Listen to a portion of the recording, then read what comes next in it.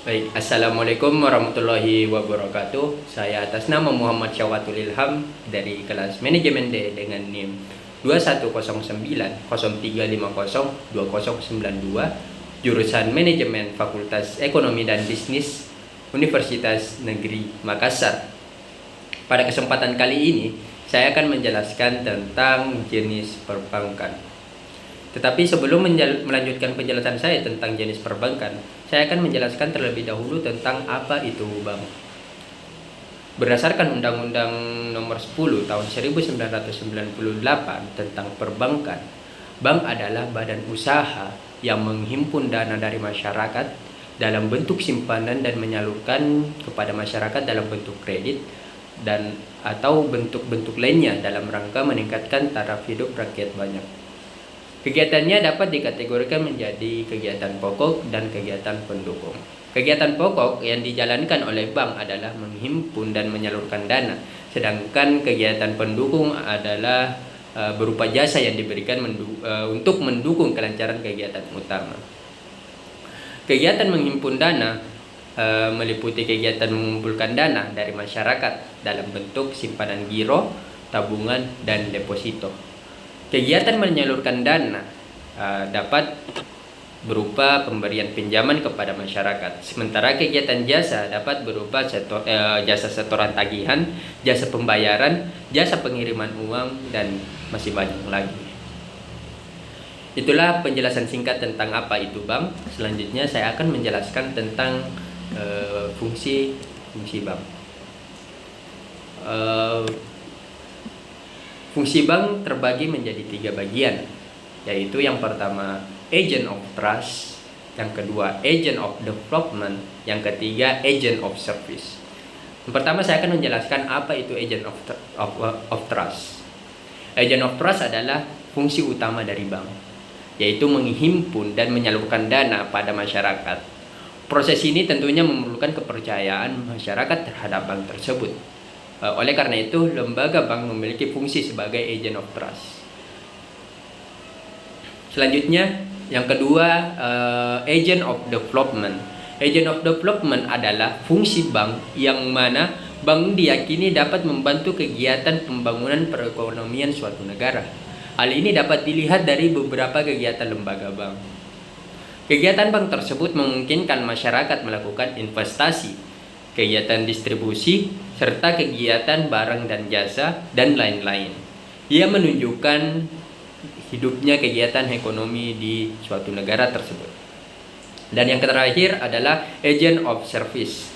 Agent of service adalah fungsi bank yang berkaitan dengan layanan-layanan yang disediakan oleh bank, berupa jasa pengiriman uang, penitipan barang berharga, pemberian jaminan bank, penyelesaian tagihan, dan lain-lain.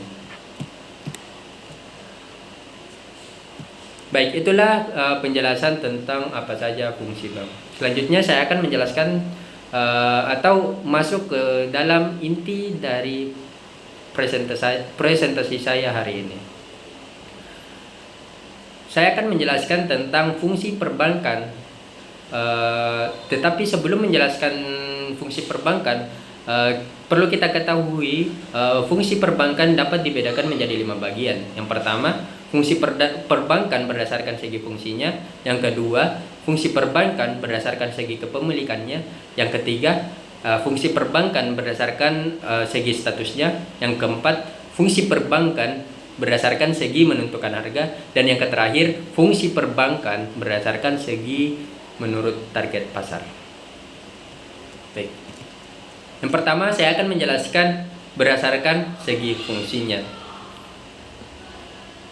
Pada bagian ini, berdasarkan segi fungsinya terbagi menjadi 3 bagian. Yang pertama ada bank sentral.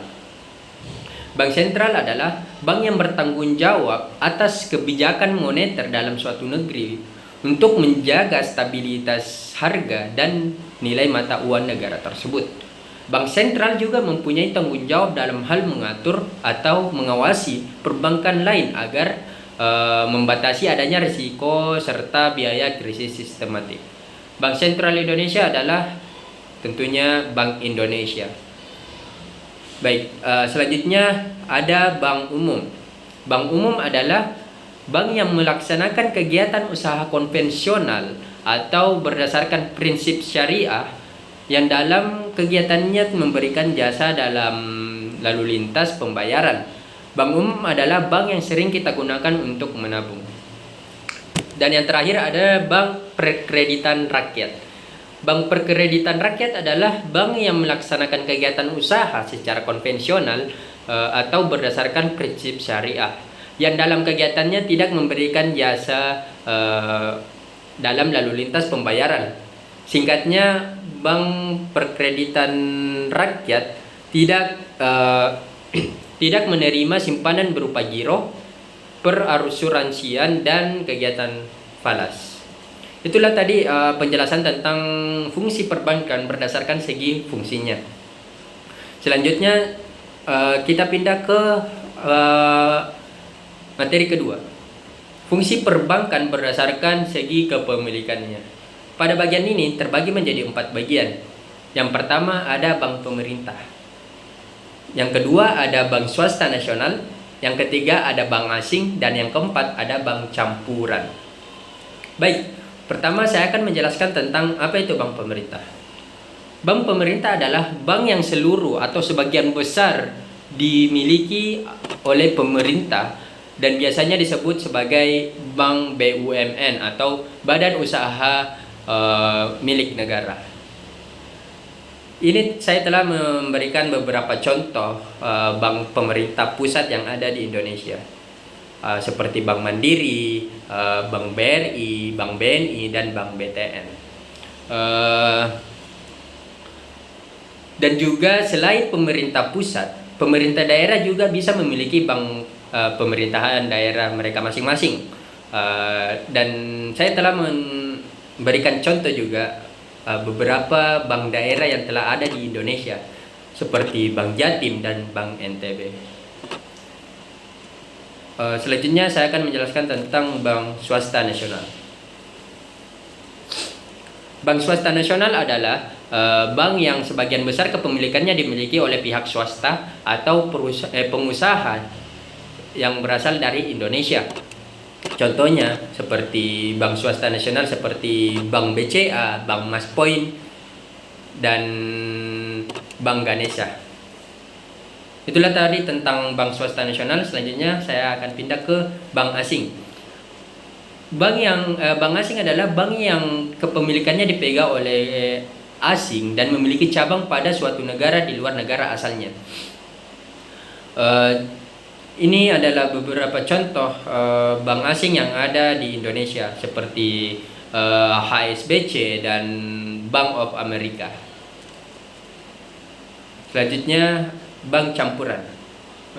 Bank campuran adalah bank yang didirikan oleh badan hukum di Indonesia dan badan hukum luar negeri, seperti bekerja sama dalam menciptakan sebuah bank. Bank ini biasanya disebut juga sebagai joint venture bank. Contohnya seperti Simniaga. Inilah beberapa penjelasan tentang fungsi bank berdasarkan kepemilikannya. Selanjutnya saya akan menjelaskan tentang fungsi bank berdasarkan segi statusnya. Pada bagian ini fungsi bank berdasarkan segi statusnya terbagi menjadi 2 bagian. Yang pertama ada bank devisa. Bank devisa adalah bank yang melakukan kegiatan transaksi luar negeri dan kegiatan lainnya yang berhubungan dengan mata uang asing. Biasanya bank devisa memiliki produk unggulan seperti tabungan valuta asing atau bahkan mata uang asing. Contoh bank devisa antara lain yaitu Bank Mandiri, Bank BRI, Bank BTN, Bank Ganesha, dan lain-lain. Selanjutnya ada bank non devisa.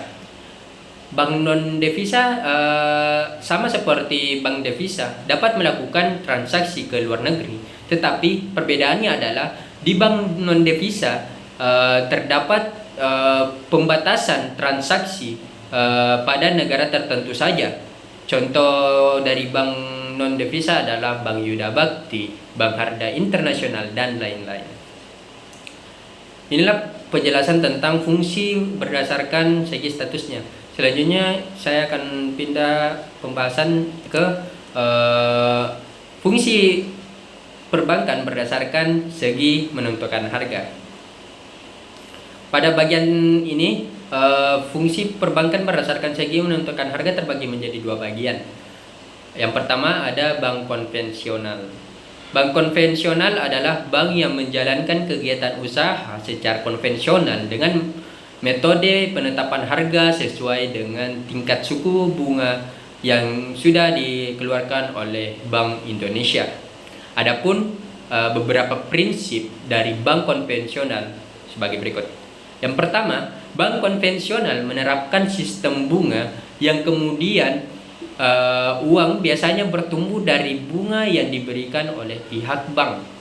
Yang kedua, bank konvensional memiliki prinsip bebas nilai yang menandakan bahwa bank ini bebas untuk menjalankan peran atau kegiatannya selama tidak melanggar hukum yang berlaku. Dan prinsip terakhir adalah bank konvensional memberlakukan uang sebagai barang yang bisa diperdagangkan.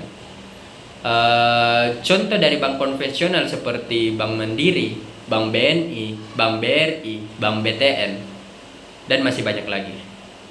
Selanjutnya yang kedua ada bank syariah. Bank syariah adalah bank yang penentuan harganya ditentukan menggunakan sistem bagi hasil yang dilakukan pada kesepakatan antara pihak bank dan pihak nasabah. Metode bagi hasil sendiri merupakan metode yang berkembang pada perekonomian Islam. Dengan begitu dapat dikatakan bahwa bank syariah adalah bank yang menerapkan nilai-nilai Islam pada pengoperasiannya. Untuk memahami cara kerja dari bank syariah, saya akan memberikan atau membacakan prinsip-prinsip bank syariah. Yang pertama ada mudharabah, adalah sistem pembiayaan berdasarkan prinsip bagi hasil.